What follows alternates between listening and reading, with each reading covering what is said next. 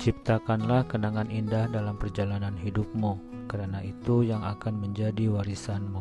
Cobalah melihat dunia dari sudut pandang yang berbeda, dan kamu akan menemukan keajaiban-keajaiban yang tersembunyi. Sesekali berhenti sejenak, nikmatilah pemandangan di sekitarmu. Teruslah melangkah, karena di ujung perjalananmu terdapat kebahagiaan yang sejati. Inilah petualangan saya hari ini di Curug Cikondang, Cianjur, Jawa Barat. Halo guys, hari ini saya akan riding bersama anak-anak saya menggunakan motor Beat dan si motor tua Yamaha Mio menuju Curug Cikondang yang berada di Kecamatan Campaka. Seperti biasa, saya pakai motor Beat dan anak saya Aska pakai Mio. Sementara Jidan boncengan bareng saya bertugas sebagai kameramen.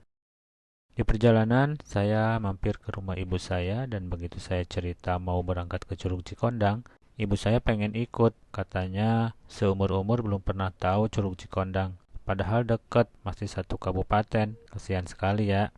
Dan saya pikir gak ada salahnya saya ngajak ibu sedikit refreshing di sela-sela kesehariannya. Mumpung istri saya lagi gak ikut.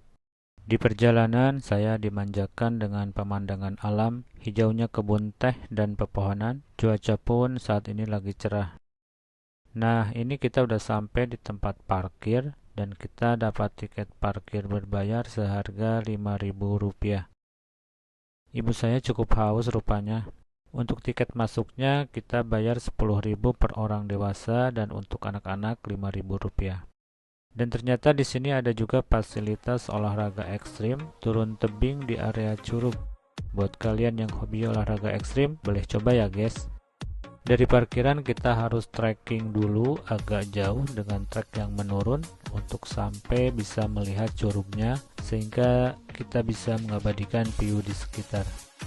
Karena ini momen libur panjang, pengunjung tampaknya lagi ramai. Pedagang pun cukup banyak di sepanjang jalan menuju lokasi. Beda dengan dulu ketika tempat ini masih belum banyak dikenal. Sebetulnya saya ingin bernostalgia karena banyak cerita di tempat ini. Pertama kali ke sini waktu itu masih sekolah SMP, dan setelah lulus SMK pun saya masih sering ke tempat ini sekedar untuk jalan-jalan dan kumpul-kumpul bareng teman.